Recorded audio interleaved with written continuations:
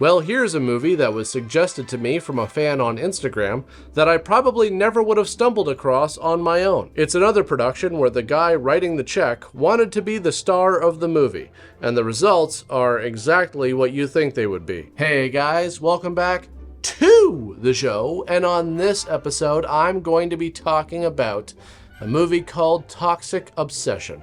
It's an Australian movie that came out in 2019, and it is very weird, so it fits in perfectly with this show. The movie starts with this man saying that he's Brian Fernandez, and that this is a true story. He knows it's a true story because it happened to him, Brian Fernandez. So feel comfortable, and I hope you really enjoy the show. Yeah, you heard the man. Feel comfortable. Everybody feel comfortable.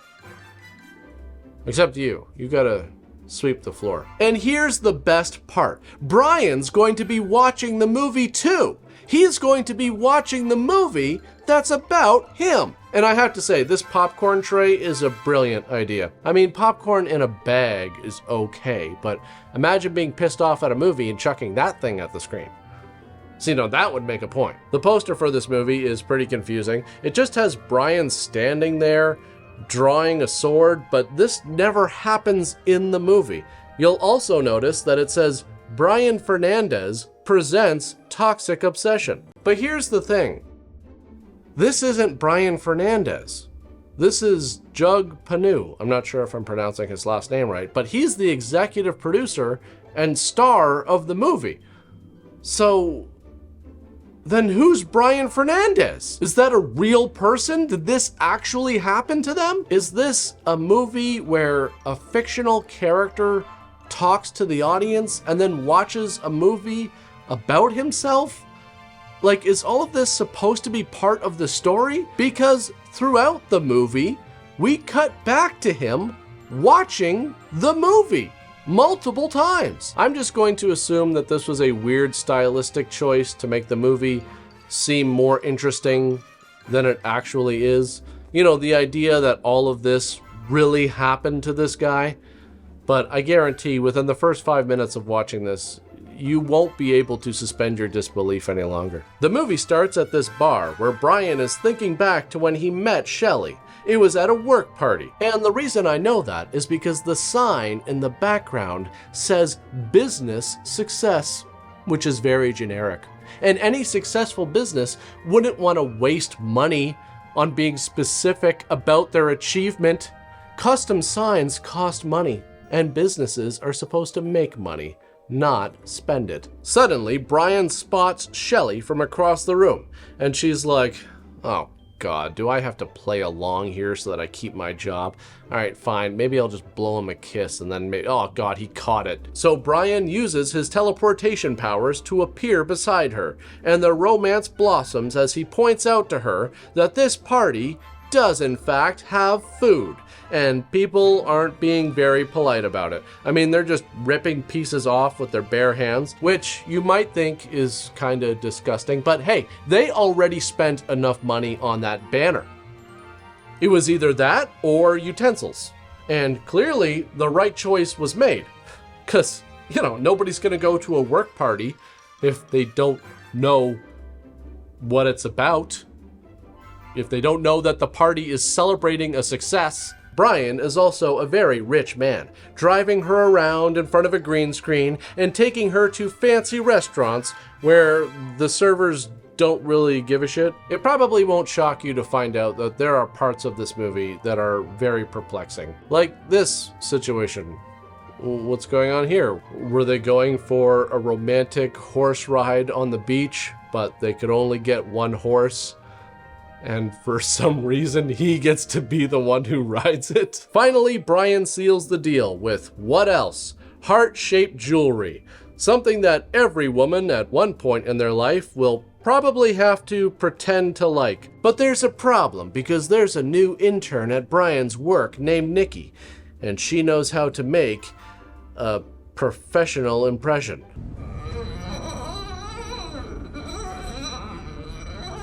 Of course, it doesn't take long. At lunchtime, Nikki gets Brian to stop breaking in his new compass and start breaking in their relationship. And what did you think, Brian? Did you really think you were gonna get away with it?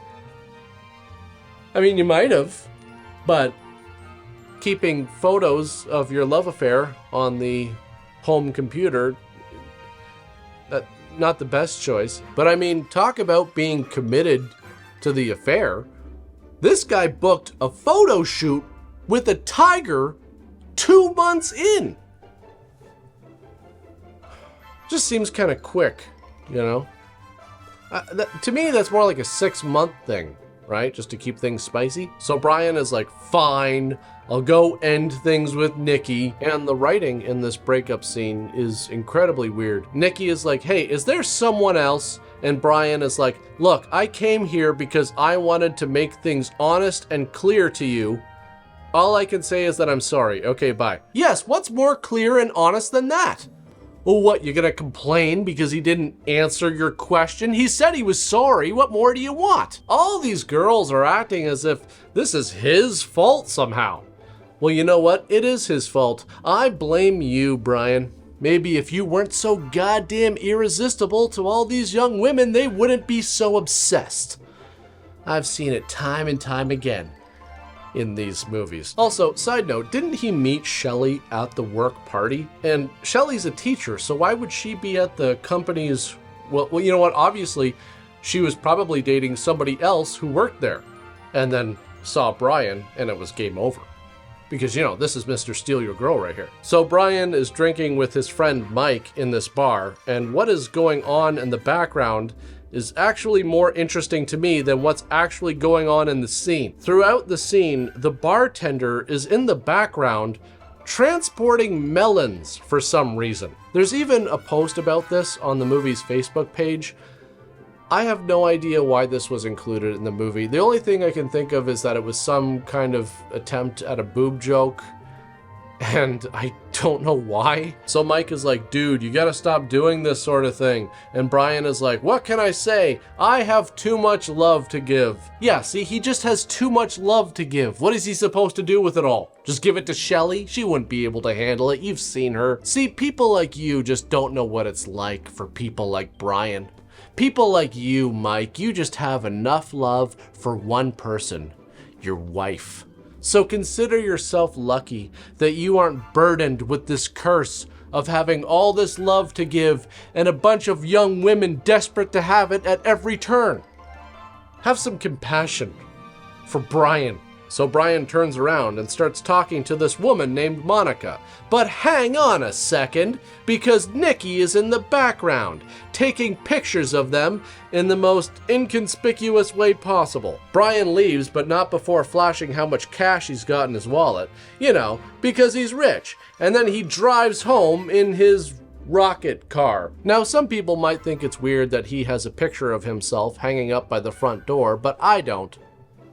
I think it's pretty smart. See, this way, he knows as soon as he walks in that it's his house, and he didn't walk into somebody else's house by mistake, because why would somebody else have a picture of him? But more importantly, it will scare off anybody who breaks in.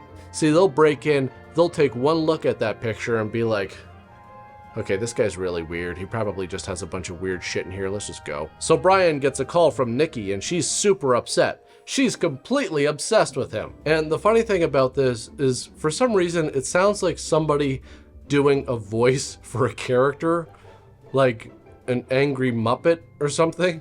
You're a cheap, lousy bastard. You know that? Goodbye. No one does this to me. Something happens where this guy, Lenny, who Brian works with, is in trouble, and I don't know. He ran some sort of scam, and so did Brian, but Lenny is the one who got caught. None of this is ever really made clear. There's a lot of things in the movie like this, where in the end, you're just kind of like, all right, so what exactly happened with that? Part of it is due to the writing, and the other part is due to the fact that sometimes it's really hard to understand what Brian is saying. You knew what you were getting into it. You must have known it. It was just a thrill. As you're watching this movie, you'll notice that Jug sticks out like a sore thumb in every way possible. And it's clear that the only reason that he's playing the lead role is because he was the one cutting the check. He's just not a very good actor. And this is made very clear in every scene because everyone else looks so much better in comparison. And it's not like they're giving Oscar-winning performances. It's just that his performance is barely a performance. It's like he's just reading the script out loud. A lot of his reaction shots can't even really be called reaction shots because there is no reaction. It's just him staring blankly like a dead fish. You know, if you ever need anything, you can always ask me. You know that. Brian runs into Monica again, and I guess this is supposed to be charming, but it's just incredibly awkward. But just hang on a sec, because once again, Nikki is in the background spying on them with binoculars. And unless Nikki is nearsighted, this is just ridiculous. She's like 15 feet away from these people. She could sneeze and they'd feel it. Anyways, after impressing her with his green screen skills, Brian seals the deal by showing off his massive charcuterie board. So they have sex under another picture of him because I'm guessing he bought these in bulk. And Brian, what the hell, man? Save some chicks for the rest of us, please. Mike told you to slow down. The next day, his assistant brings him tea while he's trimming his office tree. I still have no idea what this guy's job is or what this company does. He just fired a guy who was involved with a scam, but so is he. His boss has just one name, McLean. The interns come in looking to bang. Nobody seems to care that people are having sex at the office. What the hell is going on in this place? Maybe the whiteboard in Brian's office will provide some information. It's a good thing there's a picture of it on the movie's Facebook page. So there's a pie chart here that is divided into research and leisure, cash, money, business, other stuff, and anime. Okay, so that actually makes this even more confusing. The only thing I can guess is that this company has something to do with compasses, because they seem pretty prevalent here. His boss has a bunch of them on his desk. Nikki shows up at the office, and this scene is supposed to be intense, but it's so bizarre that it's actually funny.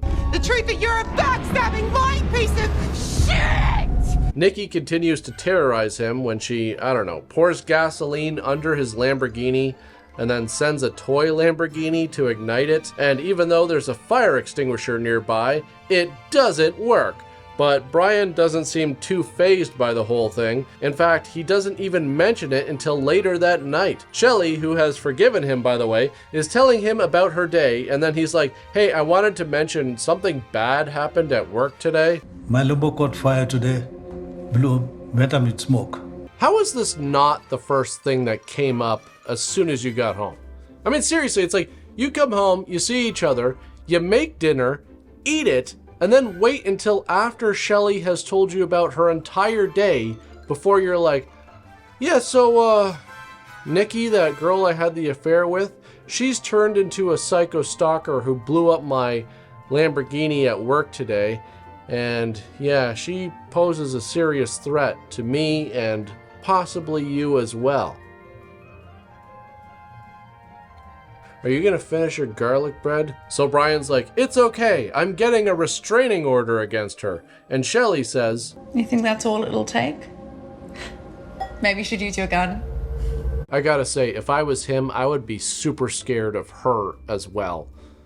I don't know, I just find something very unsettling about the fact that she's so happy and chipper while implying that he should go shoot somebody with a gun. So the next day, Brian gets called into McLean's office because someone sent him an email saying that Brian was involved in the scam.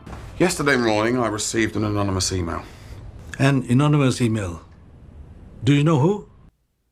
No, I don't. That's why it's anonymous. Like, why did I even hire you, Brian? And you know what? That's actually a separate conversation that we need to have because I've been thinking about that lately and I don't ever remember hiring you. And nobody else did. So there's really only one bizarre conclusion that I can come up with. All right, exactly what? Well, I think that you just simply walked in here one day, sat at a desk in one of the empty offices, convinced someone from payroll that you work here, and then you just started coming in every day and pretending to work and collecting a paycheck. McLean, you know I've done a real good job here. You know me well. No, see, that's just it. You haven't. Every time I walk into your office, you're either just playing around with a compass or writing on your whiteboard. I've looked at that whiteboard, Brian. None of the stuff on there has anything to do with what we do here. And every time you come into my office, you bring me a compass as a gift for some reason. I have no use for these. Please stop. Brian loses his job because of his involvement with Lenny, who is in Russia now, I guess, and he's pissed. So Brian grabs his Employee of the Month gun, loads it up, pets his cat, and goes to find Nikki, but she's dead. This is when the movie really becomes a whirlwind of twists and turns and mustaches as it goes full film noir, with a private eye and everything in black and white. At one point he finds an urn with a bunch of pictures of Lenny being tortured and killed along with Lenny's ashes. So that's pretty crazy, right? That's bound to get a big reaction from Brian. Shit. Alright, so it turns out that Monica's real name is Mandy, and Brian once had an affair with her mother, who then died, but that's not even the craziest part. I'm working for Mandy. I'm not even a real PI. See? Oh my god, it's so obvious now that he's taken off his private investigator hat. It must have been fake. This whole time, Brian, how could you not see through that? And I love how Brian's reaction to this is basically nothing. It almost looks as if he didn't hear what the guy said. Yes, it turns out he's been working with Mandy, hacking Brian's phone and, finding all of Brian's secrets and such. So they go back to Brian's house where somehow he doesn't see Brian press the giant panic button in the front hall. And everybody's there. It's all a big setup. Mandy's been involved since the beginning, telling Shelley about the affair, and then, I don't know, they started banging, and then they got Nikki involved, and I guess they were all in on this together. But right before they start cutting him into pieces, security shows up because the panic button was pressed, and the private eye is like, yeah, sorry, that was a mistake. I'm Brian Fernandez and everything is fine. So security is like, okay, and then they leave. It's funny it doesn't match the photo.